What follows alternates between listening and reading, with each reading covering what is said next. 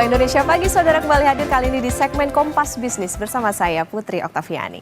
Uang negara 4,9 triliun rupiah sudah mengalir ke Kementerian Komunikasi dan Informatika atau Kemenkominfo hingga Mei 2024. Dari total tersebut saudara, 700 miliar rupiah diantaranya untuk Pusat Data Nasional alias PDN. Namun kini Pusat Data Nasional dikendalikan peretas memakai perangkat lunak. Menteri Keuangan Sri Mulyani bilang anggaran yang mengalir ke Kominfo termasuk memiliki nominal besar. Kita dengarkan penjelasan Sri Mulyani saat pemaparan APBN kita kemarin. Kominfo ada 4,9 triliun rupiah sudah dibelanjakan. Ini dari mulai pemeliharaan dan operasional BTS untuk 4G dan data center nasional 700 miliar. Kapasitas satelit 700 miliar, palaparing 1,1 triliun. Jadi belanja untuk Kominfo cukup besar, mendekati 5 triliun yaitu 4,9 triliun. Jadi apa sih Pusat Data Nasional? Nah, dalam peraturan Presiden atau Perpres nomor 95 tahun 2018 tentang sistem pemerintahan berbasis elektronik, yaitu pasal 27 ayat 4 disebutkan bahwa Pusat Data Nasional atau PDN merupakan sekumpulan pusat data yang digunakan secara bagi pakai oleh instansi pusat dan pemerintah daerah dan saling terhubung. Nah, dalam pasal yang sama saudara, PDN merupakan bagian dari infrastruktur sistem pemerintahan berbasis elektronik atau SPBE. Berdasarkan data Kominfo, perencanaan dan studi kelayakan PDN akan dibangun di 4 lokasi. Tahap pertama pembangunan ini di kawasan Jababeka dan penyiapan lahannya di Batam. PDN berada di bawah naungan Kominfo. Berapa banyak instansi yang jadi korban? Kita ke data selanjutnya. Badan Siber dan Sandi Negara atau BSSN mengungkapkan server PDN lumpuh karena serangan siber perangkat keras perusak varian Lockbit 3.0. Nah, Lockbit adalah ransomware yang paling aktif di dunia selama 3 tahun terakhir. Nah, firma keamanan siber Trend Micro merekam selama kuartal pertama 2024, sindikat yang terafiliasi dengan Lockbit menjadi pelaku serangan ransomware yang paling berhasil. Nah, dengan jumlah serangan yang sukses memakan 217 korban. Banyak banget ya. Nah, kenapa sih Lockbit menjadi yang paling berhasil?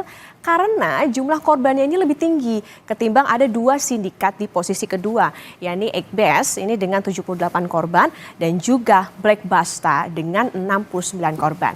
Di Indonesia, pelaku serangan siber meminta tebusan kepada pemerintah sebagai pemilik PDN. Meski sudah mengetahui penyebab lumpuhnya PDN adalah ransomware Lockbit, tapi pemerintah belum mengungkap siapa sebenarnya pelaku peretasan. Ada 238 instansi saudara yang terkena dampak peretasan. Nah, serangan ransomware ke PDN dimulai pada 20 Juni. Saat itu, proses instalasi perusak mulai berjalan dengan menghapus file sistem penting dan menonaktifkan server yang berjalan atau service yang berjalan. Nah, di sini yang diserang adalah PDN sementara Surabaya.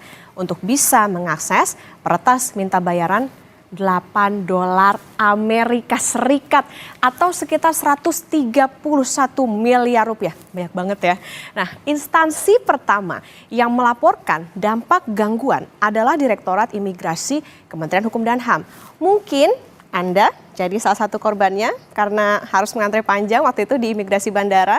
Nah, kemarin saudara di DPR, pemerintah menargetkan pemulihan layanan prioritas di kementerian, lembaga, dan instansi pusat maupun daerah akibat serangan siber pada akhir Juli 2024.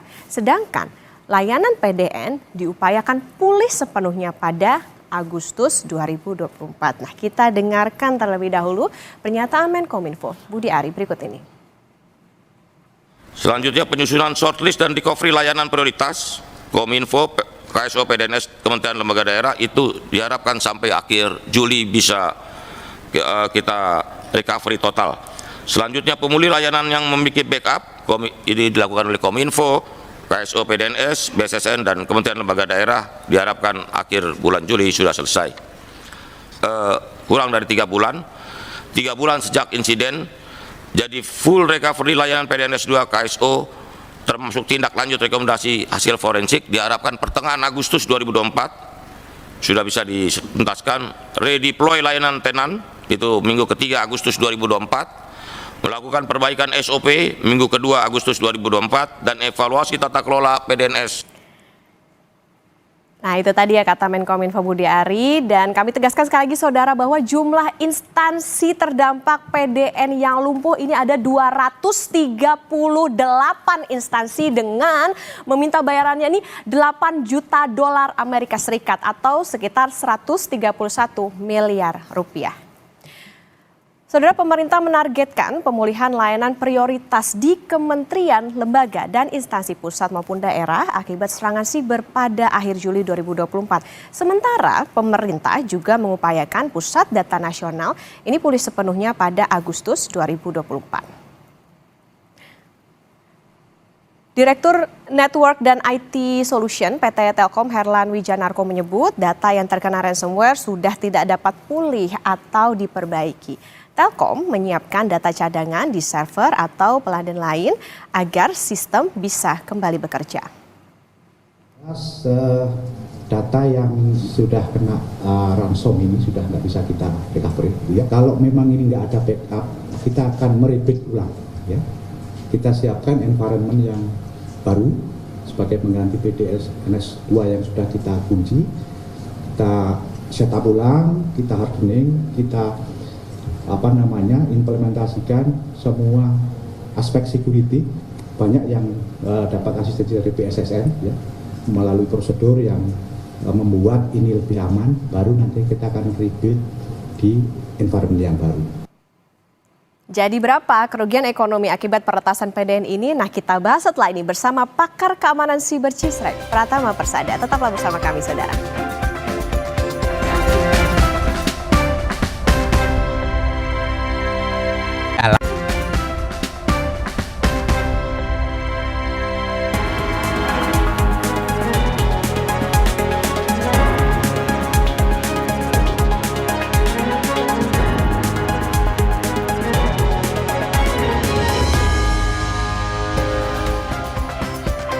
Kompas Bisnis kembali hadir untuk Anda saudara. Jadi berapa kerugian negara akibat peretasan ini? Kompas Bisnis sudah bersama dengan pakar keamanan siber Cisrek, Pratama Persada. Selamat pagi Pak Pratama.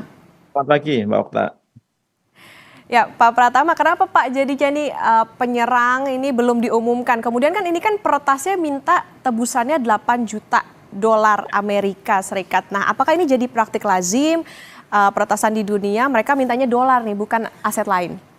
Iya, karena kan gampang kalau di luar negeri ngitungnya pakai dolar ya gitu. Dan memang ransomware ini rata-rata dia permintaannya dengan dolar. Nah, permintaan ransom ini masing-masing grup hacker itu beda-beda gitu. Ada yang seperti ini 8 juta, ada yang 500.000, ada yang 3 juta, tergantung besarnya data, besarnya sistem yang mereka retas begitu. Tapi saya punya datanya gitu bahwa karena perkembangan ransom yang semakin hebat yang ada di dunia ini gitu, jadi kerusakan sistem gitu terhadap serangan ransom ini juga semakin berkembang begitu. Nah, ransom ini kan diminta untuk bayar gitu ya gitu. Nah, ketika mereka bayar gitu, ada 84% korban ransom di seluruh dunia ini yang mereka bayar, Mbak. Gitu, bayar kemudian mengharapkan key-nya itu dikasih, bayar 1 sampai 2 juta dolar, sampai 3 juta dolar dan lain-lain gitu. Tetapi hanya 47% saja yang mereka bisa mendapatkan kunci dan mendapatkan datanya balik lagi gitu. Nah, rata-rata pembayaran ransom gitu dalam 24 bulan terakhir ini di Amerika itu sekitar 1,4 juta US dollar, rata-rata ya gitu. Di UK, United Kingdom itu sekitar 423.000 US dollar. Di Prancis itu 1 juta US dollar. Di Jerman 762.000 US dollar gitu. Jadi rata-rata pembayaran ransom, kerugian akibat ransom ini 46%-nya itu antara 1 sampai 10 juta US dollar per institusi ya. kemudian di atas 16%, 16%-nya itu kerugiannya sekitar 10 juta US dollar. Oke lah, kalau misalkan kita rata-rata nih, satu institusi ruginya 5 juta US dollar gitu. Berarti 5 juta dikali 282, ya kan? Itu berapa itu? Udah banyak banget itu. Ada berapa eh, miliar itu ya, US dollarnya itu ya gitu. Nah, ini kerugian yang sebenarnya tidak disadari gitu. Dengan sebenarnya melakukan pengamanan yang agak standar gitu. Sebenarnya udah sangat standar sih gitu. Melakukan backup yang baik sebenarnya ini nggak akan terjadi gitu karena musuhnya ransom itu adalah kalau institusi targetnya korbannya memiliki sistem backup yang bagus. Sehingga ketika data-data di servernya itu di-encrypt, dirusak, tidak bisa dibuka, masih ada data cadangan yang kurang dari beberapa jam gitu, bahkan less than 1 hours gitu, kurang dari 1 jam, itu langsung live lagi. Di beberapa sistem yang bagus, beberapa menit itu langsung live lagi gitu. Nah, ini ternyata tidak dimiliki oleh Pusat Data Nasional, yang sebenarnya itu sangat kritikal gitu. Nah, kemudian ada pertanyaan, apakah kalau misalkan bayar itu kemudian akan dibalikkan? Tadi saya bilang, enggak dibalikin. Yang dibalikin itu hanya sekitar 47% aja yang dibalikin. Yang lainnya enggak dibalikin. Karena apa? Karena bisa jadi aktornya itu memang mereka serakah gitu. Begitu dibayar mereka mau minta tambah lagi sehingga nggak didapatkan kuncinya gitu. Atau aktornya itu sebenarnya dia bukan aktor yang sebenarnya. Gini, bukan aktor sebenarnya itu maksudnya saat ini tren dunia ransom itu ransomware itu bisa disewakan Mbak Okta. Jadi kalau misalkan kita nggak punya kemampuan hacking, kita nggak punya kemampuan untuk melakukan peretasan, tapi kita punya akses ke dalam suatu sistem yang high profile gitu, sistem pemerintah, sistem perusahaan yang besar gitu, orang itu yang jahat bisa sewa ransom gitu. Misalkan Lockbit nih, dia bisa sewa ransom ke Lockbit gitu. Setelah perjanjian deal, kemudian pembagiannya itu biasanya 70-30%. 70% buat penyewa, 30% buat si pemilik malwarenya gitu. Jadi kalau misalkan ada tebusan 10 juta dolar, 7 juta dolarnya untuk penyewanya, 3 juta dolarnya dikirim ke geng ransomnya itu gitu. Nah, ketika musuh kita itu adalah orang-orang penyewa ini, karena sekarang trennya adalah ransomware as a service gitu, mereka belum tentu punya key untuk membuka sistem kita yang sudah terlanjur terencrypt atau tersandi gitu. Sehingga kita membayar pun juga percuma. Kemudian yang kedua, tidak ada jaminan gitu ketika kita membayar, kita diberikan key-nya karena kita membayarnya itu bukan ke nomor rekening yang biasa kita lihat saat ini gitu. Kita bisa tahu orangnya di mana, bayarnya di bank apa, atau minimal di negara mana. Enggak.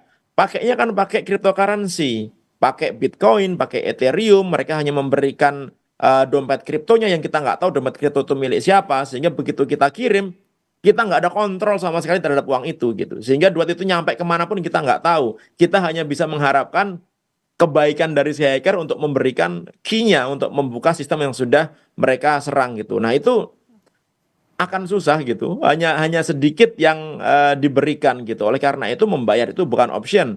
Jadi kemarin yang imigrasi dibilang sudah live, kemudian LKPP live, kemudian data untuk pendaftaran merek daftaran halal itu juga sudah bisa jalan. Itu bukan dari recovery file yang ada di Pusat Data Nasional sementara.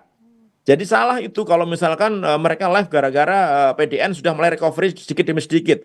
Nggak benar informasi itu gitu. Karena data yang sudah dirusak oleh si geng Lockbit ini menggunakan brand zipper gitu. Itu sudah terencrypt dan tidak bisa diapa-apain, nggak bisa dibuka gitu. Bahkan kalaupun nekat kita membuka gitu, berusaha untuk membuka gitu ya. Itu mungkin butuh waktu tahunan, bisa sampai 10 tahun, 20 tahun gitu kalau misalkan kita jago gitu. Jadi itu file yang sudah rusak gitu. Jadi recovery-nya bukan recovery itu, mungkin recovery-nya itu server-server baik virtual ataupun fisik gitu yang sudah terkena itu diformat ulang, kemudian diperbaiki, mungkin kayak gitu ya gitu. Nah, langkah yang bisa dilakukan adalah sebenarnya meminta para tenan yang kata Kominfo namanya tenan gitu. Padahal itu sebenarnya adalah kementerian lembaga dan pemerintah daerah, pemerintah pusat yang menitipkan datanya di Pusat Data Nasional gitu. Apakah mereka punya backup datanya gitu? Karena sebenarnya mereka kan nggak boleh. Menurut regulasi yang ada di Indonesia, peraturan pemerintah tentang sistem pemerintahan berbasis elektronik, Perpres 1 Data Indonesia, kementerian lembaga itu nggak boleh lagi tuh melakukan pengadaan server, nggak boleh lagi tuh mereka punya data yang terpisah-pisah di instansinya masing-masing gitu. Sehingga mereka diwajibkan, diharuskan, dipaksa untuk meletakkan data dan sistemnya di pusat data nasional. Di sisi lain, PDN ini ternyata belum disiapkan dengan baik masalah security-nya. Jadi saat ini yang selamat itu adalah selamat yang balelo, Mbak.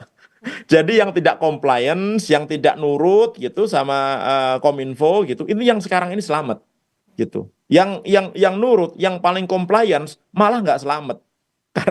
Karena apa pengamanan sistem PDN ini tidak maksimal gitu. Nah, kemudian ada yang ngomong kan ini hanya PDN sementara gitu kan belum PDN benernya. Emangnya data yang disimpan di dalam PDN sementara ini data-data palsu gitu, data-data fake, data-data yang untuk uji coba kan enggak. Kan data-data real, data-data asli, sistem yang asli yang berjalan yang digunakan untuk melayani pemerintah. Jadi jangan pernah membedakan bahwa ini data nasional sementara atau pusat data nasional yang sebenarnya. Pengamanannya harus tetap sama dong. Jadi nggak boleh dijadikan excuse gitu. Artinya apa? Artinya pengamanan itu udah standar. Apalagi ketika diklaim pusat data nasional ini adalah data center dengan level tier 4, Mbak. Tier 4 itu adalah data center dengan level paling tinggi yang ada di dunia ini gitu. Yang artinya jaminan uptime-nya itu adalah 99,995%. Yang kalau dijamkan gitu, maksimal down-nya itu dalam 1 tahun itu hanya 4 jam. Kemudian wajib ada redundansi gitu. Jadi semuanya redundant, ada backup-nya, kemudian ada backup untuk redundant untuk power supply-nya, kemudian ada redundant untuk jaringannya dan lain-lain. Sehingga ketika sistem utamanya itu down, dalam waktu beberapa menit sistem yang backupnya itu langsung up. Contohnya kalau misalnya kita pakai genset lah gitu, ya kan, di Kompas gitu pakai genset, listrik mati, nyala nggak tiba-tiba gensetnya? Kan otomatis nyala dan itu sudah otomatis gitu. Nah kemarin itu tadi malam ketika saya mendengarkan gitu bahwa backup itu berdasarkan request dari tenan gitu. Nah ini nggak masuk logika berpikir saya lagi nih gitu. Bagaimana sistem backup itu harus di request padahal itu sudah default ada dalam sistem. Kominfo nggak perlu tahu isinya, nggak perlu tahu isi datanya, nggak perlu harus melihat isi datanya.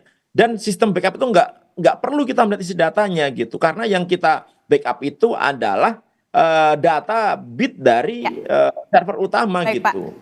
Kayak gitu, Mbak. Ya, Pak Pratama, pemerintah ini kan menolak bayar tebusan, tapi pertanyaannya Pak, kalaupun tidak ditebus, apakah ada jaminan data yang tersandra itu tidak dijual? Nah, menarik ini waktu pertanyaannya. Jadi, grup hacker Lockbit ini gitu, dengan mereka pakai ransomware namanya Lockbit 3.0 yang sekarang bikin turunannya karena banyak antivirus yang bisa mendeteksi Lockbit 3.0, akhirnya mereka berevolusi menjadi Brandshipper gitu.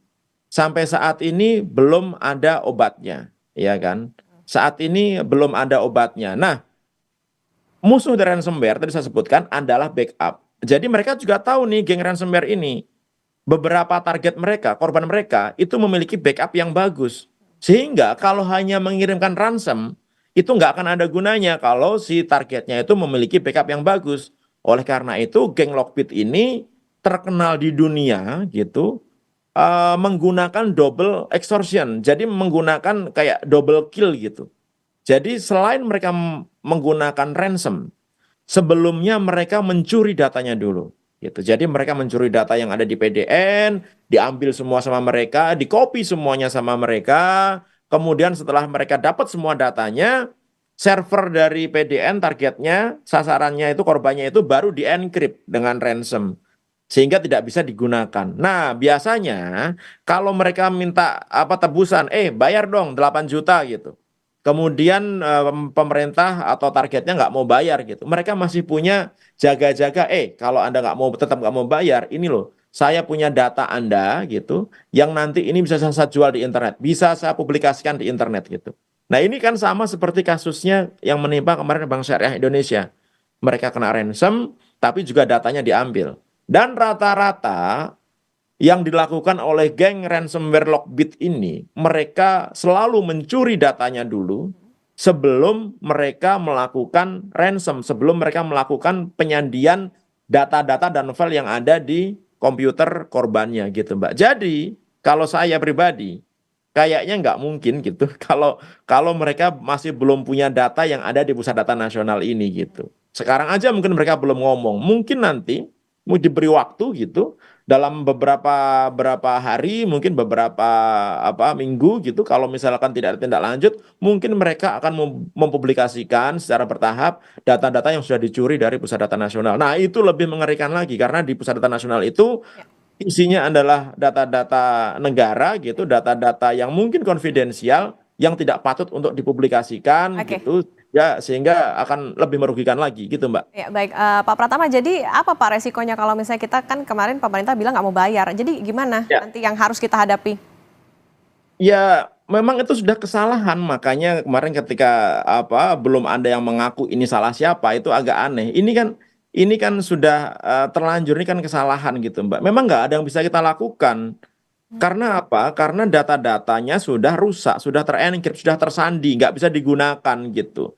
Jadi langkah terbaik yang bisa dilakukan adalah yang tadi saya bilang, Kementerian Kominfo harus ngomong kepada tenan-tenan yang ada gitu, tanya mereka apakah mereka punya backupnya. Kalau mereka punya backupnya, dibantu untuk nge-live-kan lagi, dibantu untuk meng-online-kan lagi gitu. Itu jalan yang terbaik gitu. Oke. Selain itu akan susah mengharapkan Badan Siber dan Sandi Negara melakukan dekripsi terhadap file-file yang terenkrip itu membutuhkan waktu yang sangat lama.